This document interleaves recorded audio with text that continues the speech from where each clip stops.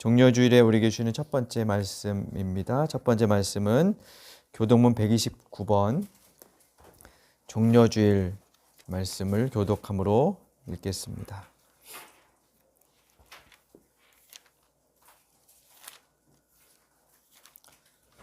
교독문 129번 종려주일 말씀입니다.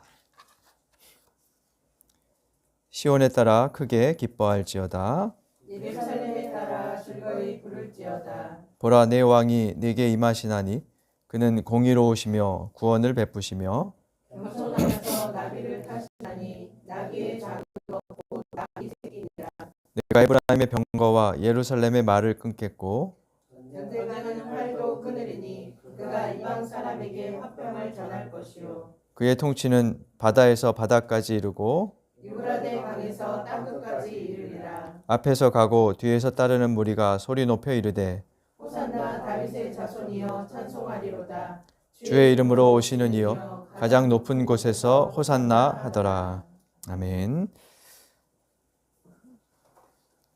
예수께서 주로 활동하시던 지역은 유대 지도에서 보면 북부 갈릴리 호수 주변 도시들이었습니다. 그곳에서 짧게는 1년, 길게는 한 3년 정도 복음서의 기록에 따르면 그렇게 볼 수 있는데요. 그곳에서 활동하시다가 유대의 중심 도시 예루살렘으로 가는 내용이 마가복음에 따르면 11장부터 펼쳐집니다. 갈릴리에서 출발한 예수가 예루살렘으로 들어갈 때는 유대교의 최대 명절이었던 유월절이었죠. 유월절은 유대인들에게는 해방절입니다. 이집트에 매여 있던 히브리인들이 기원전 13세기경 그곳을 탈출했는데 이를 기념하는 명절이 바로 유월절이죠. 유대인들은 이 시기에 예루살렘으로 가서 성전에서 제사 드리는 것을 큰 영광과 기쁨으로 여겼습니다. 그래서 해마다 10만 명 이상의 순례객들이 예루살렘에 모였다고 합니다. 기존의 주민들을 포함하면 약 18만 명 정도가 좁은 도시에 북적이며 한 주간을 보냈습니다. 순례객들에게는 이런 풍습이 있습니다. 앞에 가는 사람이 노래를 부르면 뒤에 따라오는 사람들이 그에 화답하는 식의 행진 풍습이 있습니다. 제자들도 아마 그 풍습을 따라서 예수님을 새끼 나귀에 태우고 예루살렘에 입성한 듯합니다. 순례 중에 무리가 크게 외치죠. 호산나 복되시도다. 주님의 이름으로 오시는 분, 우리 조상 다윗의 나라가 오고 있다. 호산나는 우리를 구원해 주소서라는 뜻입니다. 성서 기자는 많은 사람이 예수님의 행진을 맞았다라고 말을 하는데 사실 이 행진의 규모가 어느 정도였는지는 파악하기 어렵습니다. 행진의 규모와 관계없이 이것은 특별한 의미를 가지고 있어요. 그래서 복음서 저자들은 이 사건을 구약의 예언자 스가랴의 예언을 인용해서 보도하지요. 스가랴 9장에 따르면 예수께서 나귀 새끼를 타시고 예루살렘에 입성하실 것이다. 우리가 읽은 교독문에 따르면 그분은 병거와 말을 그리고 전쟁하는 활을 없애시고 평화를 주시는 분이다 라고 이야기합니다.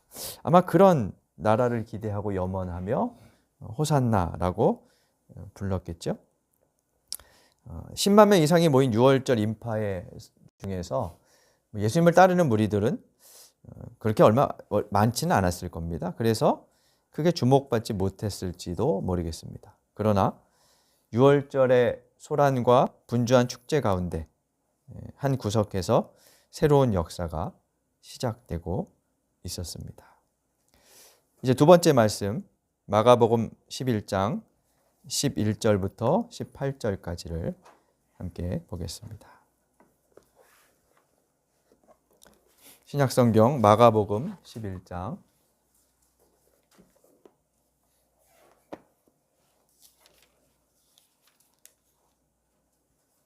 15절에서 18절입니다.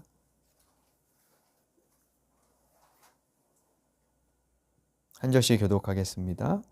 그리고 그들은 예루살렘에 들어갔다. 예수께서 성전에 들어가셔서 성전뜰에서 팔고 사는 사람들을 내쫓으시면서 돈을 바꾸어 주는 사람들의 상과 비둘기 파는 사람들의 의자를 둘러 엎으시고 성전들을 가로질러 물건을 나르는 것을 금하셨다. 예수께서는 가르치시면서 그들에게 말씀하셨다. 기록한 바 내 집은 만민이 기도하는 집이라고 불릴 것이다 하지 않았느냐? 그런데 너희는 그곳을 강도들의 소굴로 만들어 버렸다. 그때 사람들과 율법학자들이 이 말씀을 듣고서는 어떻게 예수를 없애버릴까 하고 방도를 찾고 있었다. 그들은 예수를 두려워하고 있었던 것이다. 무리가 다 예수의 가르침에 놀라고 있었기 때문이다. 아멘. 예수께서는 새끼 나귀를 타고 예루살렘에 들어간 다음 날 유대교의 핵심 상징인 성전으로 들어가십니다. 성전은 지금의 국회, 대법원, 정부를 합친 것과 같은 권위와 상징을 띠고 있었습니다. 그런 신성한 곳에서 예수님은 감히 상상할 수 없는 일을 감행하시죠. 성전 뜰에서 장사하는 사람들을 내쫓고 그들의 물건을 엎으시며 17절에 따르면 성전은 만민이 기도하는 집인데 너희는 강도의 소굴로 만들어버렸다라고 외치십니다. 성전의 가장 본질적인 기능이 무엇인지를 일깨우시고 회복되기를 바라셨던 거죠. 예수님의 말씀대로 성전은 기도하는 곳입니다. 기도하는 곳이라는 것은 신과 인간이 만나는 장소라는 것입니다. 당시의 성전 체제는 신과 인간이 만나는 곳인 그 성전에서 신과 인간의 만남이 도리어 불가능하도록 만들고 있었습니다. 신의 이름으로 인간을 억압했고 의인과 죄인, 유대인과 이방인, 남자와 여자를 가르고 나누고 있었습니다. 그래서 성전은 유대인의 뜰, 이방인의 뜰이 다르고 남자와 여자가 들어갈 수 있는 공간이 달랐습니다. 예수님은 그런 성전을 보시며 만민이 기도하는 곳이라고 하세요. 이 만민은 말 그대로 모두를 포함하는 것이죠. 성전이 모두에게 열려 있다는 의미입니다. 평화가 어떻게 올까? 그것은 만민이 어우러질 때 옵니다. 예수에게 성전은 만민이 하나님을 만나는 곳이지 인간의 조직과 제의가 지배하는 곳이 아니었습니다. 예수님의 이런 퍼포먼스는 억압받던 민중들에게는 희열을 주었을 겁니다. 그러나 대제사장들과 율법학자들의 입장에서는 자신들의 체제 기반을 와해시키려는 불온한 시도로 보였겠죠. 아니 그동안 감히 아무도 대결할 엄두를 내지 못하던 자신들의 권력에 대한 심각한 도전으로 여겼을 겁니다. 그 순간 그들에게는 두 가지 길이 있었습니다. 예수님의 말씀을 듣고 자신들의 잘못을 자각하고 잘못된 성전 체제를 뜯어고치고 새롭게 하려는 시도도 할 수 있었을 것이고 아니면 체제를 위협하는 이들을 이전처럼 지금도 적으로 몰아 숙청할 수도 있었을 겁니다. 안타깝게도 그들은 후자의 방법을 택하죠. 18절에 따르면 자신들의 권력과 안위를 유지하기 위해 예수를 없애버릴 방법을 찾았습니다. 다만 지금은 민중들이 예수께 호의적이었기 때문에 그것을 서두르지 않았죠. 예수의 날카로운 호통을 듣고도 속죄의 길로 들어서지 못했습니다. 거기 우리가 있었다면 우리는 어떻게 했을까요? 이제 세 번째 말씀 함께 보겠습니다. 신약성경 마가복음 14장 1절에서 9절입니다.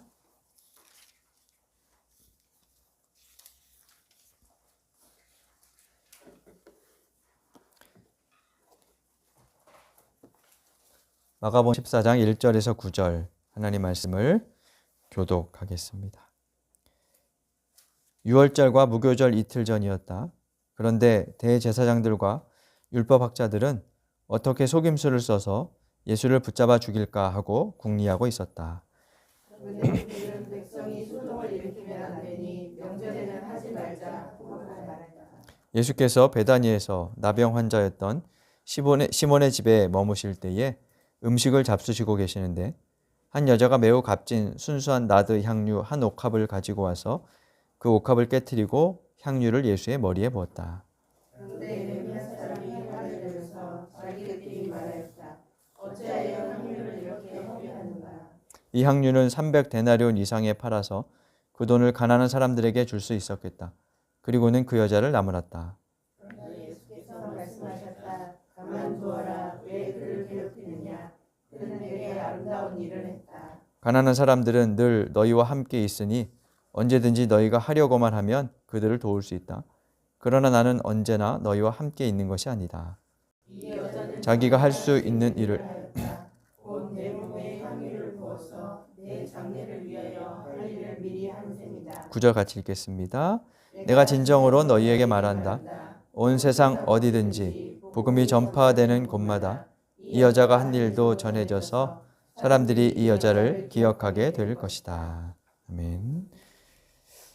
대제사장들과 율법학자들의 살해 모의가 계속되는 가운데 예수께서 예루살렘 근교의 베단이라는 마을에 머물고 계셨습니다. 예수가 있던 식탁에 한 여인이 나와 그의 머리에 향유를 붓고 그리고 그 모습을 지켜본 몇 사람들이 화를 내죠.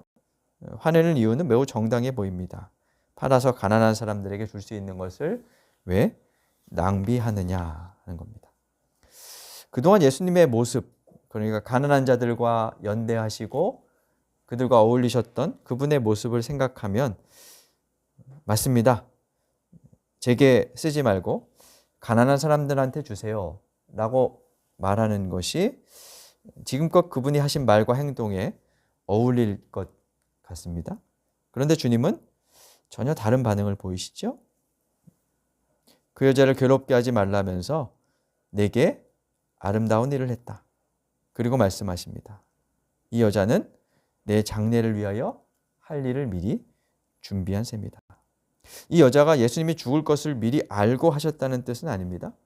다만 그의 행동이 예수님의 희생과 연관되어서 그렇게 해석되었다는 것이죠. 그러면서 이 여자의 행동이 복음이 전파되는 곳이 어디든지 함께 전파될 것이다 라고 말합니다. 우리는 때로 어떤 사회적인 사건들을 낭비하는 방식으로 기억합니다. 어떤 경우냐 하면 마음속으로만 기리는 것이 아니라 기념일을 정하거나 기념탑과 기념관을 세우거나 공원 혹은 표식을 달고 다니기도 하지요. 정치적인 이해관계에 따라서 어떤 사람들은 그것을 낭비다라고 말하기도 하고 그렇게 비난하기도 합니다만 낭비처럼 보이는 그런 일들도 때로는 낭비하지 않고는 기억할 수 없는 그런 사건들이 있어요. 그래서 세월호 사건이라든지 5.18이라든지 이런 것들 우리가 그런 기념관들 또 공원들을 조성하면서 기억하고 하는 것이죠. 뿐만 아니라 개인적인 일들도 낭비를 통해서 기억하곤 합니다. 사적인 기념일 이런 것들도 우리가 그런 경우들이 있죠. 그것을 통해서 기억이 유지되고 그 의미가 되새겨지고 전달돼요. 그래서 특별한 사건은 그런 방식으로 전해지는 경우가 있습니다. 지금 예수님은 당신의 머리에 향유를 부은 여인의 행동을 그렇게 표현하시는 것 같아요.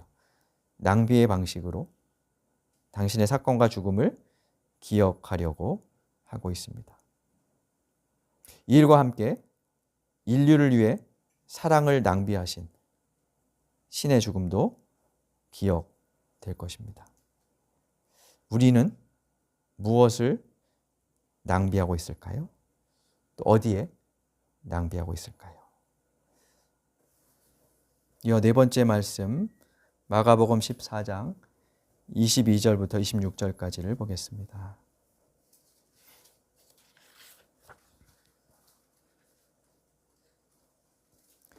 신약성경 마가복음 14장 22절부터 26절입니다. 역시 한 절씩 교독하겠습니다. 그들이 먹고 있을 때에 예수께서 빵을 들어서 축복하신 다음에 떼어서 그들에게 주시고 말씀하셨다. 받아라, 이것은 내 몸이다. 또 잔을 들어서 감사를 드리신 다음에 그들에게 주시니 그들은 모두 그 잔을 마셨다. 그리고 예수께서 말씀하셨다. 이것은 많은 사람을 위하여 흘리는 나의 피, 곧 언약의 피다. 내가 진정으로 너희에게 말한다. 이제부터 내가 하나님의 나라에서 새 것을 마실 그날까지 나는 포도나무 열매로 빚은 것을 다시는 마시지 않을 것이다. 26절 같이 읽겠습니다. 그들은 찬송을 부르고서 올리브 산으로 갔다. 한 여인의 특별한 낭비가 있고 난 다음 날 6월절에 양을 잡는 날이었습니다. 예수는 예루살렘 주민이 마련해 준 한 사랑방에서 제자들과 마지막 만찬 6월절 식사를 하십니다. 이제 우리도 그 만찬의 자리로 나아가겠습니다. 다섯 번째 말씀 마가복음 14장 32절부터 42절까지 보겠습니다.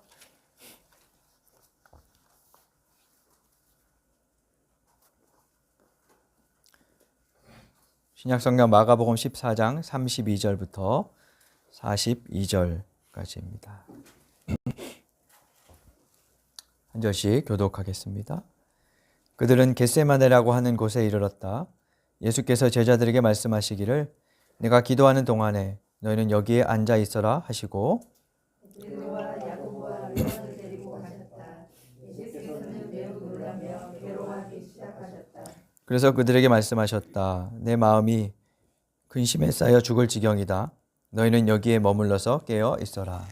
그리고서 조금 나아가서 땅에 엎드려 기도하시기를 예수만 있으면 이 시간이 자기에게서 비켜가게 하라고 하셨다.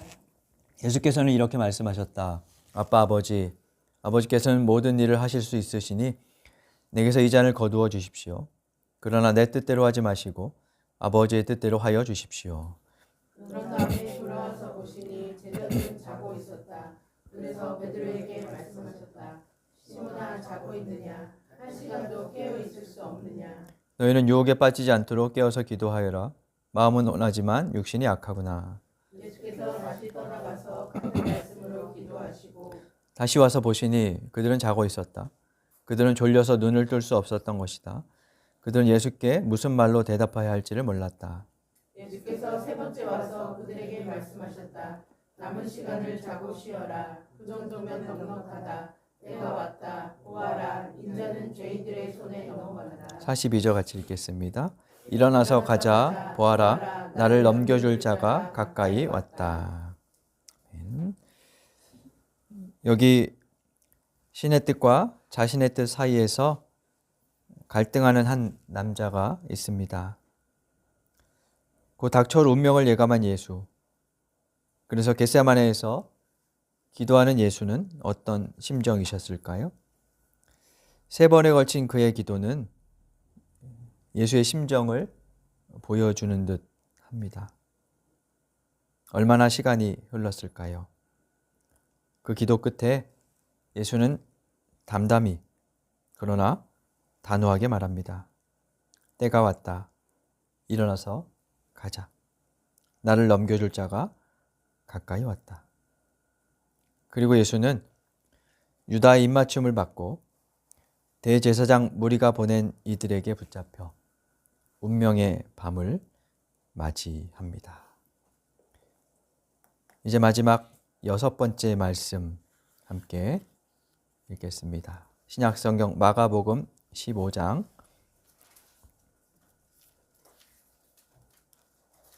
20절부터 32절까지입니다.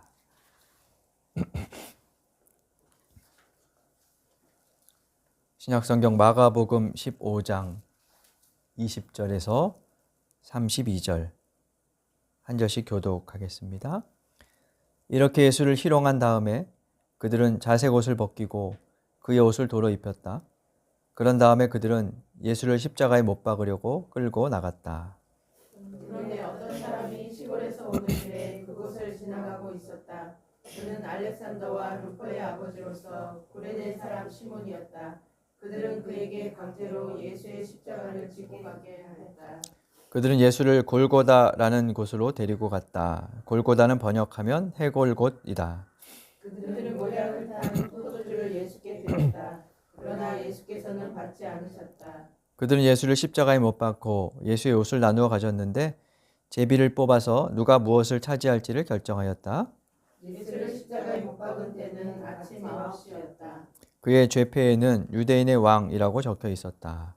그들은 예수와 함께 강도 두 사람을 십자가에 못 박았는데 하나는 그의 오른쪽에 하나는 그의 왼쪽에 달았다. 지나가는 사람들이 머리를 흔들면서 예수를 모욕하며 말하였다. 아하, 성전을 허물고 사흘 만에 짓겠다던 사람아. 자기나 구원하여 십자가에서 내놓으라. 대제사장들도 율법학자들과 함께 그렇게 조롱하면서 말하였다. 그가 남은 구원하였으나 자기는 구원하지 못하는구나. 이스라엘의 왕 그리스도는 지금 십자가에서 내려와 봐라. 그래서 우리로 하여금 보고 믿게 하여라. 예수와 함께 십자가에 달린 두 사람도 그를 욕하였다. 아멘. 가장 친근한 인사법 중 하나였던 유다의 입맞춤으로 체포된 예수는 종교 지도자들의 밤샘 신문 후 당시 땅의 총독이었던 빌라도에게 넘겨집니다. 빌라도는 얼마간의 재판 후 예수에게 십자가형을 선고하고 병사들에게 형 집행을 명령하지요. 예수를 끌고 간 로마 병사들은 그를 희롱합니다. 머리에는 왕이 쓰는 면류관을 가시로 만들어 푹 눌러 씌우고 역시 권위를 나타내는 자줏빛 옷을 입힙니다. 왕처럼 꾸며놓고 조롱한 것이죠. 그런 다음 예수를 공개 처형 장소로 그동안 처형된 이들의 해골이 질비했던 골고다 언덕으로 끌고 갑니다. 그곳에서 예수는 헐벗은 몸으로 십자가에 못 박힙니다. 시간은 오전 9시. 그의 죄패에는 유대인의 왕이라고 적혀 있었습니다. 초라한 몰골의 왕이었습니다. 예수는 힘겨운 얼굴로 십자가에 달린 채 그 아래 모여있던 사람들의 모습을 보았을 겁니다. 자신의 죽음을 슬퍼하는 사람, 거기서 내려보라며 소리치고 웃는 사람, 쯧쯧 혀를 차며 안타까워하는 사람, 그러게 왜 성전에서 소동을 피우며 만용을 부렸냐 라며 비난하는 사람 등 그들이 자신들이 살아가는 세상이 벌인 참극에 마치 방관자처럼 혹은 평론가처럼 이런저런 말들을 주고받을 때 십자가에서 한 젊은이는 하나님 나라를 꿈꾸고 가난한 이들, 성전 권력에 의해 착취당하던 이들, 정치 권력에 의해 억압받던 이들과 연대하고 공감하고 위로하던 젊은이는 그렇게 죽어갔습니다. 죄 없는 한 사람의 십자가형은 어떻게 일어났을까요? 우선 동지의 배신에 의해서입니다. 그 다음 유대인 지도자들의 권력욕, 시기, 그리고 자신의 정치 권력을 올바로 사용하지 않은 지도자, 아울러 그들에 의해 선동당한 민중들이 함께 저지른 일이었습니다. 그렇게 신의 나라를 이 땅에 세우고자 꿈꾸던 청년은 살해당했습니다. 안타깝게도 이런 일은 역사 속에서 그리고 지금도 계속해서 일어나고 있습니다. 누군가의 탐욕과 진실을 말하지 못하는 무능과 배신, 마땅한 권력을 갖고 있지만 그 권력을 제대로 행사하지 않고 책임지지 않으려는 권력자들, 진실을 분별해 알려고 하기보다는 선동당해서 끌려다니는 사람들, 그리고 대다수의 방관자들, 이들이 모여 오늘날에도 예수와 같은 무고한 희생자들을 만들어냅니다. 예수께서 십자가에 달리시던 그곳에서 우리는 어디에 있었을까요? 또 지금은 어디에 있어야 할까요? 종려주의를 맞아 예수의 십자가 앞에서 그분의 죽음과 희생을 기릴 뿐만 아니라 지금도 같은 방식으로 희생되고 있는 이들의 아픔, 눈물, 그것을 기억하며 공감하는 고난주간 이번 일주일을 보내는 우리가 되기를 바랍니다. 그것이 십자가를 기억하는 특별한 낭비가 될 것입니다. 기도하겠습니다. 예수 그리스도의 희생을 기억하는 종려주의를 보냅니다. 단지 예수의 희생을 기리는 시간을 넘어 지금도 예수께서 희생되신 것과 같은 방식, 피해자를 만드는 구조, 사회적 불의로 희생되는 이들을 기억하며 함께 아파하는 고난주간을 보내는 저희가 되게 하여 주옵소서. 저희의 삶이 주님께 드리는 또 이웃에게 나누는 특별한 낭비가 되게 하여 주옵소서. 그렇게 당신의 살과 피가 우리의 몸이 되어 삶의 자리에서 예수께서 드러나게 하여 주옵소서. 예수님 이름으로 기도드립니다. 아멘.